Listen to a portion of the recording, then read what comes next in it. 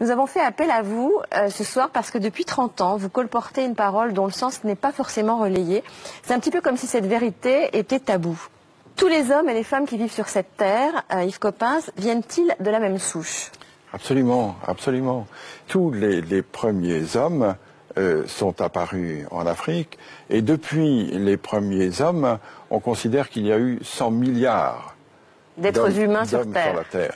Et les 100 milliards, comme bien sûr les 6 milliards d'hommes d'aujourd'hui, viennent tous de cette souche, de ce berceau tropical et africain. Tous nos ancêtres étaient africains. Tous nos ancêtres étaient africains. Nous sommes tous africains, Karine. Bah oui, moi je le sais en revanche. Ça veut dire que tous nos ancêtres... Je suis comme vous, je suis comme vous. Ça veut dire que tous nos ancêtres, Yves Coppens, en Afrique, il y avait du soleil, tous nos ancêtres étaient noirs? Tous nos ancêtres étaient certainement bruns, parce que, étant donné l'ensoleillement de l'Afrique, et étant donné probablement la peau nue qu'ils avaient il y a 3 millions d'années, ils ne pouvaient pas être autrement que bronzés. Tous les ancêtres, des Danois, des Espagnols, de tout le monde, etc., étaient noirs. Oui. Pourquoi ça ne se sait pas, à votre avis? Vous le dites, vous, depuis 30 ans. Ben oui, mais ma petite voix ne porte pas. Et comment est-on passé du noir au blanc? Là aussi, c'est un gradient de couleur, un gradient de coloration, c'est-à-dire qu'avec moins d'ensoleillement, on avait nécessité d'avoir une peau avec un écran moins fort pour que la synthèse de la vitamine D, qui est la synthèse de croissance, puisse se faire.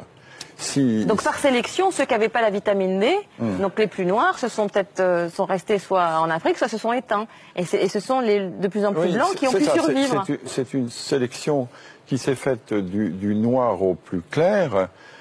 Si on a un écran de mélanine là où il n'y a pas beaucoup de soleil, la vitamine D ne se synthétise pas et on ne grandit pas. Ah. Et du coup, ça gêne évidemment la croissance et le développement de population. Donc le blanc pour vous, c'est pas une couleur? Ben, le blanc, c'est une décoloration. Les blancs sont décolorés pour vous? Oui, je suis un décoloré. Ah oui. Et l'œil bleu, c'est épouvantable ce que je vais dire. C'est un œil qui n'a pas de couleur, c'est le fond qui se reflète. Ah, c'est intéressant. Bah non. Bah si. Merci beaucoup.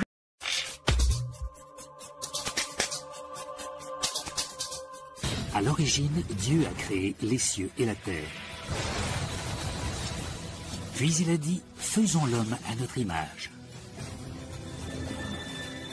La Bible le nomme Adam. Il serait notre père à tous. Aujourd'hui, la génétique évoque l'existence d'un Adam scientifique. Des indices microscopiques dans notre ADN relient chaque habitant de la planète de sexe masculin au même homme, un lointain ancêtre commun.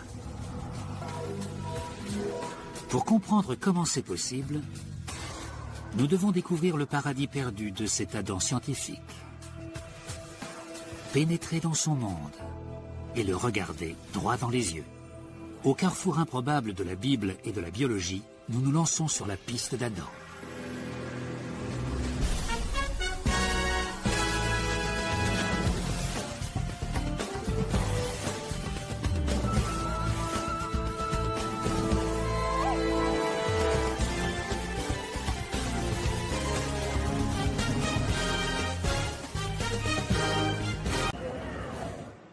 Et il soulève la question de l'image traditionnelle d'Adam.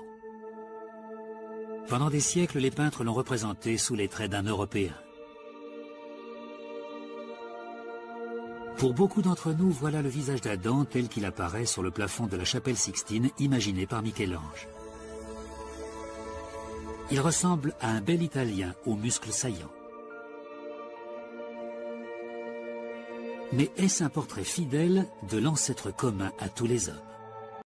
Si, comme vous avez vu, le premier Adam était noir, est-ce que vous pensez que le deuxième Adam, qui est la personne du Christ, devrait être qui? Un homme blanc? Ça serait un incident spirituel hautement dangereux. Vous voyez, dans cette réalité-ci, on nous a dit que nous étions des hommes de couleur. Qui est homme de couleur? Selon la vérité paléontologique, scientifique, historique et biblique, qui est homme de couleur? Qui est homme de couleur?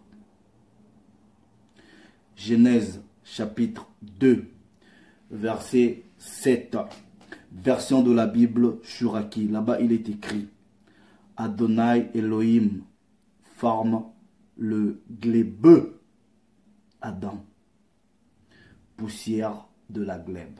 Maintenant, tape sur internet glèbe, glèbe. Voilà la couleur de la glèbe. Bible de Jérusalem, Genèse chapitre 2, verset 7. Alors, Yahvé, Dieu, modéla l'âme avec la glaise du sol. Glaise du sol. Glaise, ça s'écrit G-L-A-I-S-E.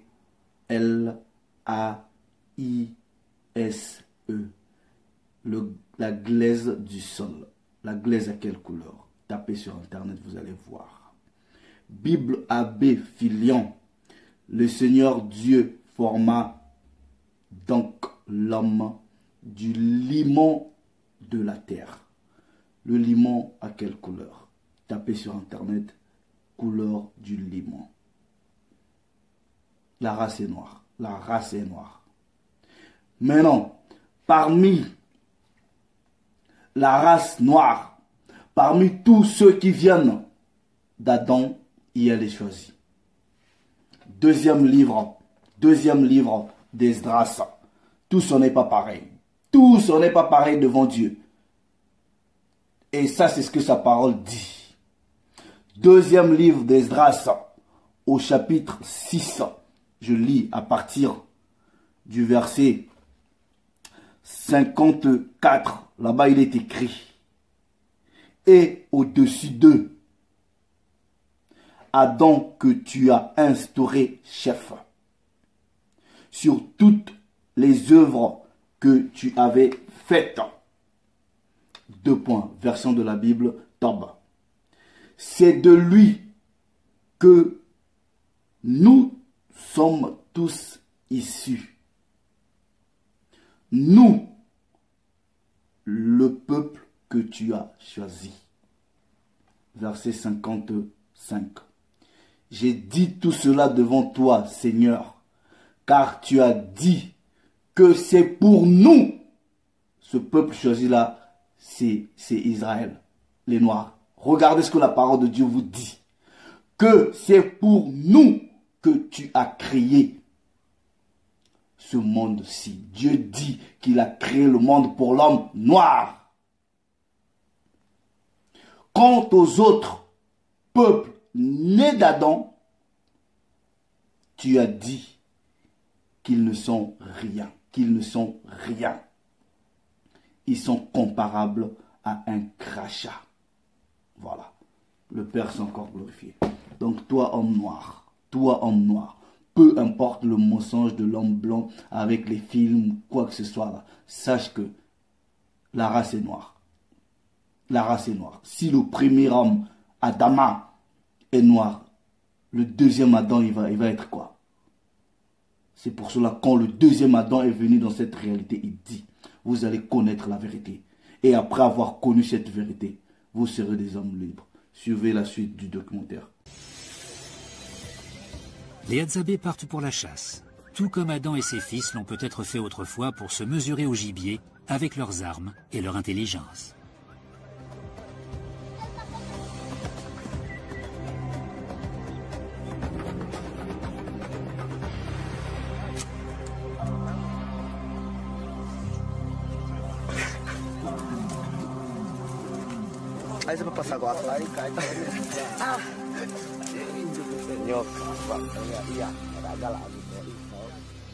Les techniques de chasse des Hadzabe sont efficaces, mais elles ont dû être inventées et développées par quelqu'un.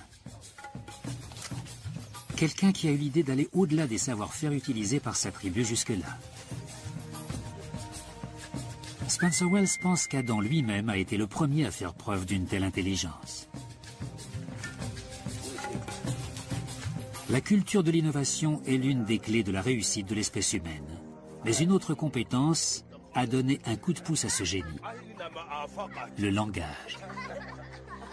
Selon Spencer Wells, Adam pourrait avoir eu une capacité inédite à utiliser un langage complexe. Et justement, les Hadzabe peuvent nous faire découvrir comment parlait Adam.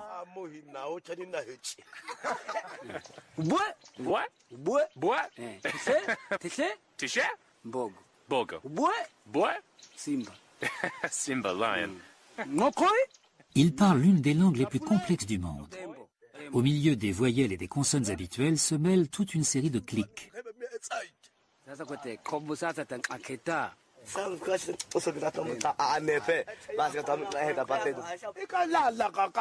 Leur langue est bien plus élaborée que la plupart des langues modernes. Ce qui laisse en résumé, tous les chromosomes Y du monde remontent à un homme africain. C'est bien lui, l'Adam scientifique.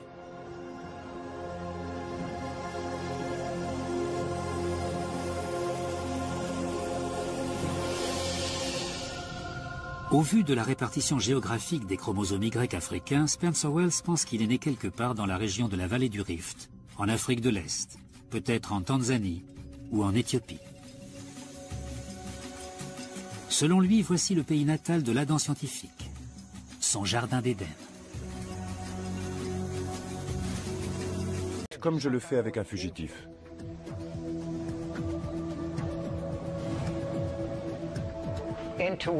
L'intuition est une passerelle entre l'art et la science. C'est le ciment qui fait tout tenir, ce qui donne cette vie, cette étincelle.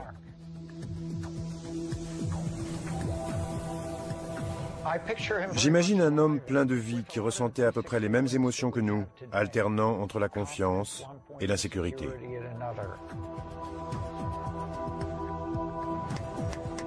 Enfin, Spencer Wells se trouve face à face avec celui qu'il traque depuis des mois. Un nouveau portrait de l'ancêtre commun à tous les hommes actuels. Adam.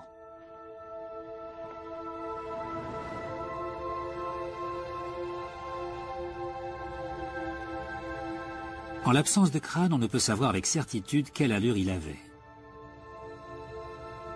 Mais la conjugaison des indices génétiques, du talent médico-légal de Frank Bender et des logiciels dernier cri laisse penser qu'il ressemblait sans doute à cet homme.